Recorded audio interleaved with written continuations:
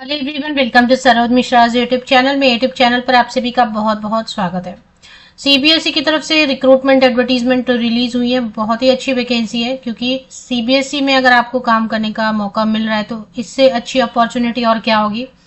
आप 12th पास हैं या ग्रेजुएट हैं किसी भी सब्जेक्ट से, या फिर पोस्ट ग्रेजुएट हैं, अलग अलग पोस्ट हैं, उनके लिए अलग अलग एलिजिबिलिटी क्राइटेरिया है। और इसमें किसी भी पोस्ट में किसी भी तरीके के एक्सपीरियंस की ज़रूरत नहीं है। तो विदाउट एक्सपीरियंस आप बिल्कुल अप्लाई कर सकेंगे। ऑल ओवर इंडिया से अप्लाई कर सकते हैं। All over India exam centres आपको मिलेंगे।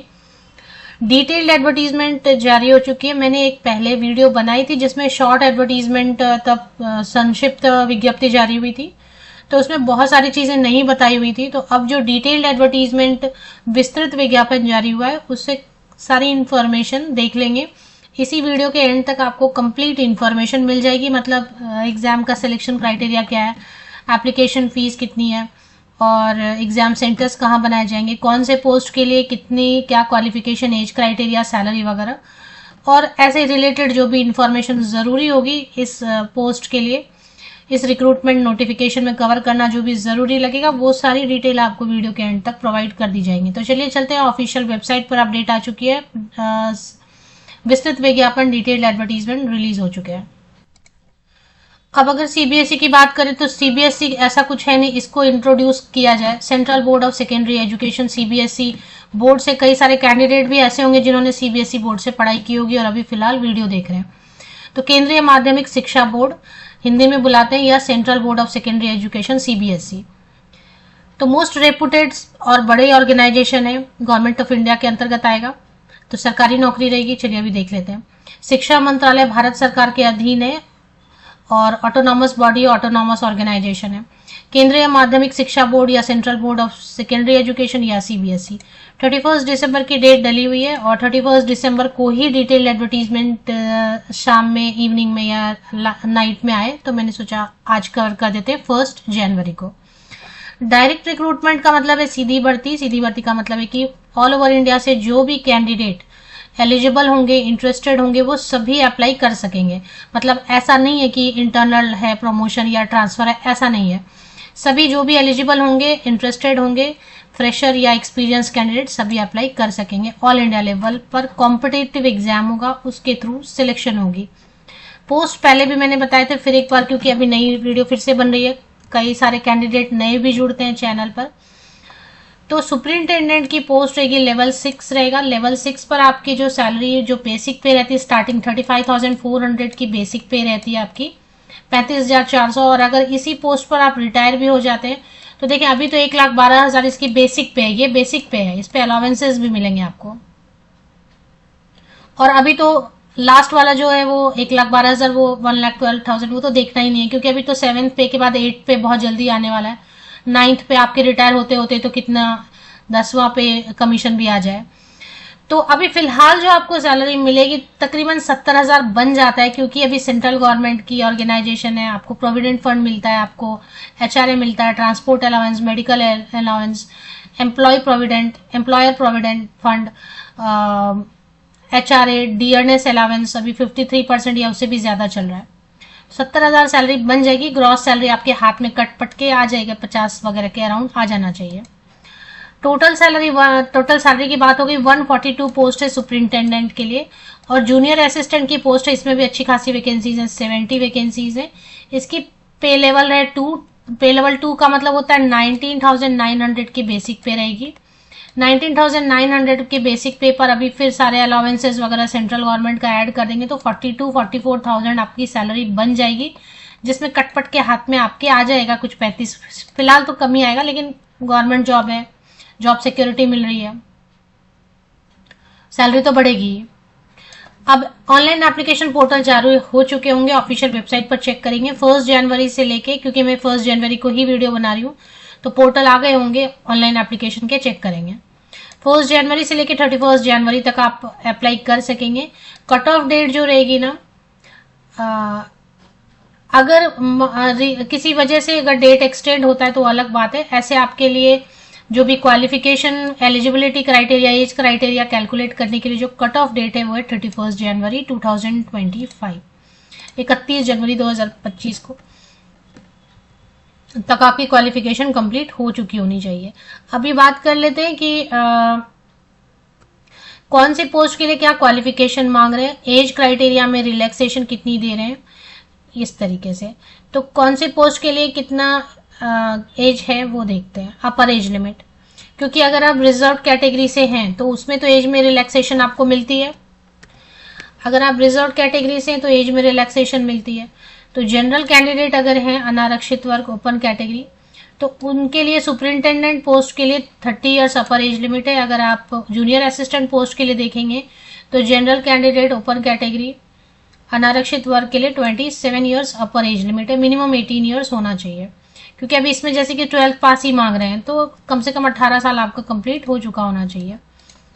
एज में रिलैक्सेशन मिलेगी, बिल्कुल मिलेगी, क्योंकि ये ऑटोनॉमस बॉडी है गवर्नमेंट ऑफ इंडिया की, सेंट्रल गवर्नमेंट की। तो एज में रिलैक्सेशन की भी बात कर लेते हैं एक बार, महिलाओं के लिए है या नहीं है, या किन कैंडिडेट्स के लिए है, किन के लिए नहीं है, वो चेक कर लेते हैं। टोटल 35 पेजेस की ये पीडीएफ बनाई है। पेज नंबर 4 पर आप चले आएंगे, पॉइंट नंबर 2 में लिखा है relaxation in the upper age limit. तो एज लिमिट में जो रिलैक्सेशन मिलती है वो ऊपरी आयु सीमा अपर एज लिमिट में मिलती है। 18 इयर्स तो मिनिमम आपका कंप्लीट हो चुका होना चाहिए। 31 जनवरी 2025, 31 जनवरी 2025 को आप बेस लेके एज कैलकुलेशन करते हैं। तो यहाँ पर SC/ST कैंडिडेट अगर हैं आप, तो 5 साल आप जोड़ेंगे जो भी पोस्ट आप अप्लाई कर रहे हैं उसमें। मतलब अगर सुपरिंटेंडेंट की पोस्ट के लिए तो उसमें 5 इयर्स ऐड करेंगे ऊपरी आयु सीमा में, और अगर जूनियर असिस्टेंट की पोस्ट है तो उसमें भी 5 साल जोड़ेंगे, दोनों में मिलेगा। ओबीसी सिर्फ नॉन क्रीमी लेयर कैंडिडेट को मिला, सभी ओबीसी कैंडिडेट को नहीं मिल रहा, और अगर वो भी आप सेंट्रल लिस्ट में है तो 3 इयर्स की ऊपरी आयु सीमा अपर एज लिमिट में रिलैक्सेशन मिलती है। PWD candidates unreserve category general से हैं तो 10 इयर्स की, अगर आप रिजर्व कैटेगरी के पीडब्ल्यूडी कैंडिडेट हैं तो और भी ज्यादा एज में रिलैक्सेशन मिलती है। फीमेल कैंडिडेट के लिए, चलिए ये एक अच्छी खबर है, बहुत अच्छी खबर है। अगर आप महिला अभ्यर्थी हैं कहीं से भी, किसी भी स्टेट से, कोई प्रॉब्लम नहीं है, क्योंकि ये तो सेंट्रल गवर्नमेंट की जॉब है, तो सभी स्टेट से आप अप्लाई कर सकते हैं। और सीबीएसई का तो मेन हेडक्वार्टर कहीं पर भी है, उसके यूनिट्स तो कई जगह पे हैं, तो यूनिट्स में आपको कहीं पर भी पोस्टिंग मिलेगी ऑल ओवर इंडिया।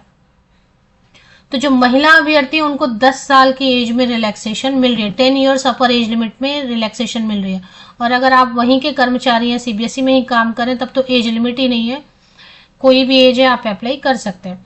तो देखेंगे अगर 10 इयर्स की आपको रिलैक्सेशन मिल रही है तो एक बार फिर से एज देख लें। जनरल कैंडिडेट्स के लिए अगर 30 इयर्स है तो कोई भी महिला है किसी भी कैटेगरी से, जनरल हो या रिजर्व कैटेगरी से, आपके लिए अपर एज लिमिट हो गया 40 इयर्स। और अगर आप फीमेल कैंडिडेट, महिला अभ्यर्थी या जूनियर असिस्टेंट पोस्ट के लिए अप्लाई करना चाहेंगे, किसी भी कैटेगरी की फीमेल कैंडिडेट, तो आपके लिए अपर एज लिमिट हो गई 37 इयर्स। 10 इयर्स की एज में रिलैक्सेशन महिलाओं को मिल रही है, ये बात बहुत अच्छी लगी मुझे। तो चलिए अभी देख लेते हैं आगे और भी कुछ चीजें, जैसे कि फीस की अगर बात करेंगे, क्वालिफिकेशन की बात करेंगे, तो क्वालिफिकेशन कहाँ है वो चेक कर लेते हैं। पेज नंबर 5 पर 5वें पेज पर आप चले आते हैं तो रिक्रूटमेंट रूल बता रहे हैं। रिक्रूटमेंट रूल कहने का मतलब है कि एसेंशियल क्वालिफिकेशन क्या मांग रहे हैं। पहले मुझे लग रहा था कि शायद सुपरिंटेंडेंट की पोस्ट के लिए फ्रेशर अप्लाई कर पाएंगे या नहीं कर पाएंगे, बट बड़ी अच्छी खबर है, बिल्कुल एक्सपीरियंस नहीं मांग रहे हैं। सुपरिंटेंडेंट की पोस्ट है, आपके सामने एसेंशियल में क्या लिखा है आप रीड भी कर सकते हैं, ग्रुप बी में है ये। और बैचलर डिग्री एनी सब्जेक्ट, किसी भी विषय से ग्रेजुएट हैं, ग्रेजुएशन किया हुआ है, स्नातक आप बुला सकते हैं, बैचलर डिग्री बुला सकते हैं। अब इसमें तो कई सारे ऑप्शंस हो गए, बैचलर डिग्री बहुत सारे कोर्सेज चल रहे हैं।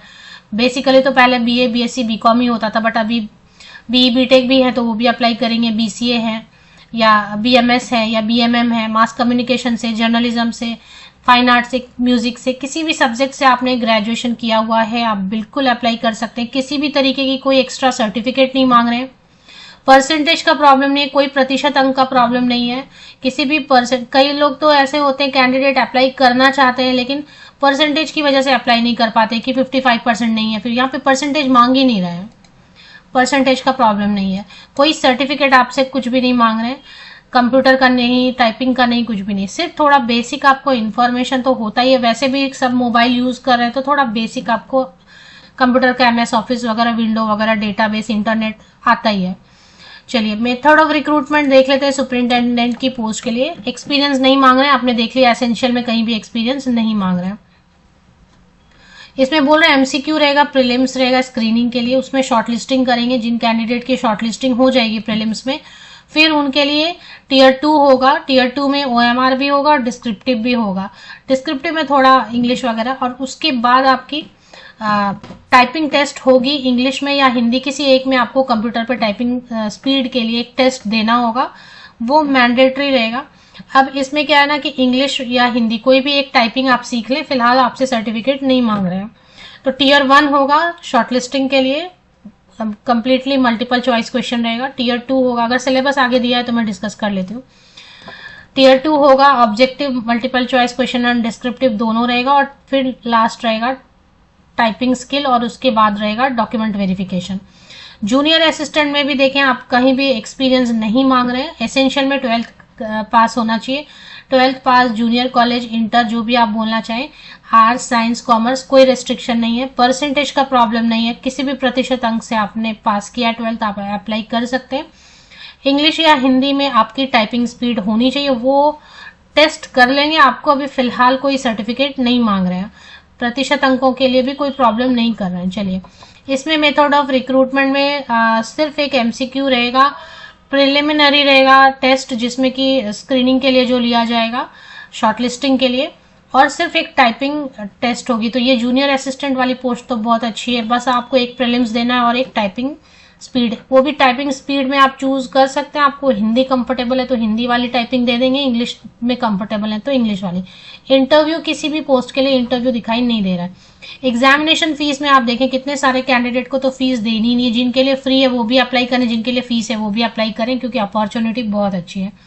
SC ST PWD ex service and female candidate, सभी female candidate, all female candidate, no fee. अन डिपार्टमेंट के कैंडिडेट हैं पहले से काम करें, उनके लिए भी नो फी। तो फी बची किन के लिए? पुरुष अभ्यर्थियों के लिए, मेल कैंडिडेट के लिए, अनरिजर्व कैटेगरी, OBC या EWS कैटेगरी के मेल कैंडिडेट्स के लिए एप्लीकेशन फीस है 800 रुपीज ईच पोस्ट। अगर आप दोनों पोस्ट के लिए अप्लाई करना चाहेंगे तो इसलिए इन्होंने लिखा ईच पोस्ट। ऑनलाइन एप्लीकेशन होगा तो ऑनलाइन। एग्जामिनेशन देख लेते हैं, एग्जामिनेशन का जो पैटर्न है इन्होंने बताया हुआ है यहाँ पे। टीयर 1 में एग्जाम में क्या पूछने वाले देखें। टीयर 1 में ये पूछ रहे हैं यहाँ पे, टीयर 1 में सुपरिंटेंडेंट के लिए पहले, सबसे पहले जो है ना, वीडियो थोड़ी लंबी हो जाती है क्योंकि एक एक चीज बताने। सुपरिंटेंडेंट की पोस्ट के लिए अगर आप सिर्फ देख रहे हैं तो टीयर 1 के लिए देखें क्या क्या पूछने वाले हैं। 30 क्वेश्चन है, 90 मार्क्स है। 3 आवर्स तो पहले आपको टाइम दे रहे हैं, 3 घंटे का समय दे रहे हैं आपको। 30 क्वेश्चन है, 90 मार्क्स आपको दे रहे हैं। करंट अफेयर है, जनरल अवेयरनेस है। इसमें क्या क्या पूछेंगे यहाँ पे लिख दिया है। गेम, स्पोर्ट्स सब कुछ पूछेंगे, national international event, world cup, सब कुछ, वर्ल्ड का, नेशनल इंटरनेशनल सब कुछ पूछने वाले हैं। पर्सन, प्लेसेस पूछते हैं ना, इंपॉर्टेंट पर्सन, इंपॉर्टेंट जो प्राइज वगैरह डिस्ट्रीब्यूट हुए। पार्ट 2 में जनरल मेंटल एबिलिटी रहेगा, intelligence, reasoning, logical analytical ability वगैरह। 30 क्वेश्चन 90 मार्क्स के, मतलब ईच क्वेश्चन 3 मार्क्स रहेंगे। और इसके बाद बात कर लेते हैं 30 question arithmetic, numerical ability and data interpretation पे रहेगा, जिसमें कि LCM, HCF, प्रतिशत अंक, लाभ हानि, इंटरेस्ट प्रतिशत वगैरह के बाद होता है ना, इंटरेस्ट वगैरह रहता है ना, simple interest, compound interest, prime integer, number के बारे में आपको पूरी जानकारी होनी चाहिए, नंबर सिस्टम पे। 30 क्वेश्चंस रहते हैं 90 मार्क्स के। एल्जेब्रा रहेगा जिसमें LCM, HCF, remainder theorem, set आपको पढ़ना रहेगा, वेन डायग्राम वगैरह रहता है ना, बेसिक ही रहता है। इसमें आपके 30 क्वेश्चंस रहने वाले हैं।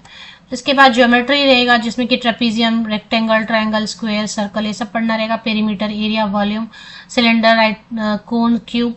स्टैटिस्टिक्स रहेगा जिसमें कि pie chart, bar diagram, frequency table, arithmetic mean, मतलब मीन मीडियन मोड होता है ना, वो सब। उसके बाद पार्ट 4 में रहेगा जनरल हिंदी, जनरल इंग्लिश में। तो ये तो लिखा ही हुआ, इन्होंने स्क्रीनशॉट ले ले, हिंदी में क्या समझाऊं, इंग्लिश में क्या समझाऊं, जो लिखा है वही पूछने वाले हैं। कंप्यूटर लिटरेसी पे आपको, या कंप्यूटर प्रोफिशिएंसी पे आपको कंप्यूटर बेसिक, इनपुट आउटपुट जो डिवाइसेस हैं, और विंडो एक्सप्लोरर, कीबोर्ड शॉर्टकट है, सॉफ्टवेयर हैं, अगर ऑपरेटिंग सिस्टम्स हैं अलग अलग, MS excel, MS word, working with internet, email, basic networking and cyber security. तो ये पूरा जो है ना 150 क्वेश्चन 450 मार्क्स का रहने वाला है। इतना सारा होने वाला है आपका। अच्छा खासा है सिलेबस। उसके बाद टीयर 2 में आपका रहेगा, बाकी क्वेश्चंस जो है ना हिंदी और इंग्लिश दोनों में रहेंगे। हिंदी इंग्लिश दोनों में क्वेश्चंस आपको पूछ रहे हैं। आप हिंदी में पढ़ के आंसर करना चाहते हैं तो ठीक है, इंग्लिश में पढ़ के आंसर करना चाहते हैं तो वो भी ठीक है। इसके बाद डिस्क्रिप्टिव क्वेश्चंस में देख लें, काफी यहाँ पे करंट अफेयर से ज्यादा पूछ रहे हैं, इंडियन हिस्ट्री कल्चर वगैरह, इंडियन इकोनॉमिक पे पूछ रहे हैं, इंडियन ज्योग्राफी पे पूछ रहे हैं, साइंस एंड टेक्नोलॉजी पे पूछ रहे हैं, बहुत पूछ रहे हैं, लेकिन काफी सारा चीज है इसमें, इनका सिलेबस बहुत है। चलिए, तो ऐसे ही फिर जूनियर असिस्टेंट का भी रहेगा कि करंट अफेयर इंग्लिश थोड़ा जूनियर असिस्टेंट का कम है। अच्छा, इन्होंने निगेटिव मार्किंग की बात कहीं लिखी होगी, फिलहाल मुझे निगेटिव मार्किंग जैसा दिखाई नहीं दे रहा है। हिंदी इंग्लिश में क्वेश्चन पूछेंगे ये समझ आया था, लेकिन निगेटिव मार्किंग कहीं पर दिखाई तो मुझे ऐसा नहीं दे रहा है, निगेटिव मार्किंग जैसा कुछ दिख नहीं रहा है। तो जूनियर असिस्टेंट के लिए भी वैसे ही रहेगा। चलिए अभी देख लेते हैं अगर एग्जाम सेंटर्स वगैरह कुछ दिया है तो। मैंने आपको पेज नंबर बताया था ना, कहाँ पे पेज नंबर 8 वगैरह पे हम लोग चल रहे थे, तो वहां पर तो सिलेबस ही एग्जाम का हो रहा था, तो मैंने थोड़ा शॉर्ट मार दिया जूनियर असिस्टेंट का क्योंकि थोड़ा कम ही है उसका सिलेबस।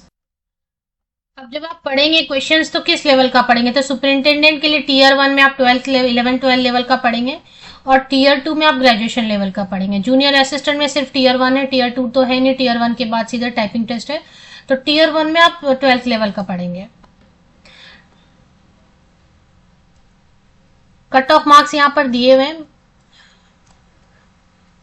निगेटिव मार्किंग आप में से किसी को दिखाई दे तो आप देख के बताना, मैं कमेंट में पिन कर दूंगी, आप कमेंट करेंगे तो, क्योंकि मुझे निगेटिव मार्किंग दिखाई, कहीं पर भी वर्ड निगेटिव मार्किंग दिखाई नहीं दे रहा है। चलिए अभी देख लेते हैं कट ऑफ मार्क्स वगैरह अगर आपको चेक करना है तो पेज नंबर 10 पर दिया हुआ है। और एग्जाम सेंटर्स अगर आप चेक करना चाहते हैं, all over India exam centres रहेंगे ये। पेज नंबर 10 पर सिटी ऑफ एग्जामिनेशन दिया हुआ है, और इसमें ऑल ओवर इंडिया नहीं दिया है, लेकिन आंध्र प्रदेश में आसाम, बिहार, चंडीगढ़, दिल्ली, कर्नाटका, केरला, मध्य प्रदेश, महाराष्ट्र, ओडिशा, राजस्थान, तमिलनाडु, उत्तर प्रदेश एंड उत्तराखंड, सभी जगह पे एक एक जो है ना सेंटर्स टीयर 1 के लिए बनाए गए हैं। हाँ, मार्किंग स्कीम अभी 1 mark shall be deducted for, हाँ यहाँ पे मार्किंग स्कीम में बता रहे हैं 1 क्वेश्चन 3 मार्क्स का है, और अगर आप एक रॉन्ग आंसर करेंगे तो 1 marks will be deducted for incorrect answer, तो 1 मार्क्स जो है ना आपके कट हो जाएंगे। इसी तरह टीयर 1 में और टीयर 2 में भी 1 मार्क जो है ना एमसीक्यू जहां पे रहेगा वहां पे कट जाएंगे, तो मतलब तुक्के नहीं लगा सकते, यस निगेटिव मार्किंग है, निगेटिव मार्किंग है। चलिए ऑफिशियल वेबसाइट पर आप लोकेट कर सकते हैं, कैसे वो मैं आपको बता देती हूँ। सीबीएसई के ऑफिशियल वेबसाइट पर चले आए, अब इसी पे रिक्रूटमेंट कहीं पे लोकेट कर लेना है, और वहीं पर जो है यहाँ पे ऑफिशियल वेबसाइट पर लेटेस्ट @CBSE में ही आ गया है, online application for direct recruitment to the post of superintendent, vacancy notification and detailed advertisement new. अब इसी में कहीं पर आपको जो है ना ऑनलाइन एप्लीकेशन की पोर्टल भी मिल जाएगी, तो वो आप एक बार चेक कर लेना।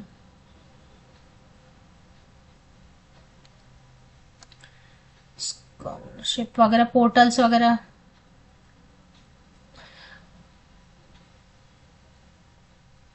एक रिक्रूटमेंट नीचे भी दिया हुआ है, इस पे भी क्लिक करके देखते हैं।